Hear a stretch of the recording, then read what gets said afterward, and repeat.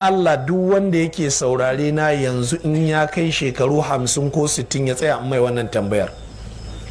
Rayuwar nan taka yanzu ka yi tunani, yanzu na baka minti ɗaya kuma karka zo ka bani ansa, ka yi tunani ka amsa wa kanka. A ina ka karar da rayuwarka yanzu shekarar ka 50. Ka iya karatun Qur'ani, ka iya karatun hadisi, ka iya sallah, ka iya karatun tahiya. Da za a mutu a gidanka yau da daddare, ɗanka ne ya mutu ko matarka, za ka iya wanke ta ko za ka iya wanke shi? Da za a jeho maka yadin likafani, ka iya ɗinkawa? Da za a ce an waye gari mahaifiyarka ta rasu, mu tura ka mu ce yi mata sallah, ka iya? Kowa ya tunani ya amsa wannan tambaya, amma a zuciyar shi. A ina ka karar da rayuwarka? Ku saurari wani hadisi mai haɗari ku ji. Inna lillahi wa inna ilaihi raji'un. Hadisi ne sahabi Abu Huraira ya ruwaito daga annabi sallallahu alaihi wasallama. Kala annabi ya ce, a'zara Allahu ila mri'in akhara ajalahu hatta balaga 60 sana. Allah ya gama yanke hanzarin duk mutumin da ya shekara 60 a duniya. Duk mutumin da ya kai shekara 60 a duniya, idan bai bauta wa Allah ba shi da wani jawabi da zai wa Allah, Allah ya saurare shi.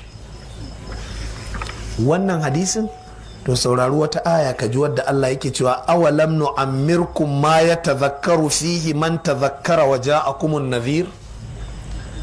Ranar alkiyama Allah zai ce wa jama'ar da suka rayu a duniyan nan, shin ba mu rayar da ku gwargwadon lokacin da duk mai tunani ya isa ya tunani ba? Sannan wa ja'akumun nadhir, mai gargadi ya zo muku. Menene mai gargadi?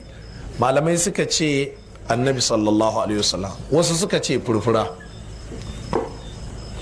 Annabi ya zo muku kuma furfuran ma ta zo.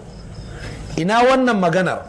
Dukkan mutumin da furfura ta fito mishi jama'a, a gemu ko a ka, a kirjin shi ko a gashin hammata ko mara, to tana gargada shi cewa mutuwa ta zo. Me yasa daga sadda ya ga furfura ta fito mishi zuwa sadda ya mutu bai tuba ba? Me yasa bai gyara ba?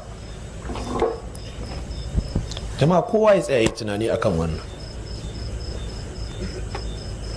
Mutumin duk da ya shekarar 60, ranar alkiyama Allah yana so ne ya same shi ya bauta wa Allah cikakken ibada, ba a son a samu na ƙasa.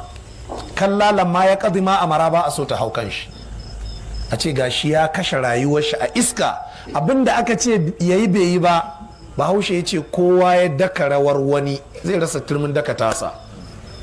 Abinda aka ce kai ba shi kai ba. Dan Allah jama'a ku dubi yanzu a arewacin Najeriya babu abin da ke da farin jini irin abu biyu. Abu biyu ne yanzu yake da farin jini. Samari gaba ɗaya sun tare wa ƙwallo. Barin gaya muku wallahi wannan bala'i ne. Samari sun tare wa ƙwallo. Wallahi yanzu da ka buɗe wurin sai da kaset na alƙur'ani ko sai da ƙur'anai, goma ka buɗe wurin sai da ƙwallo. Ai wurin kallon ƙwallo ya fi samun kuɗi. Inda yana magana samun kuɗi ne, ka buɗe shagon ƙur'anai a sai uwan mutum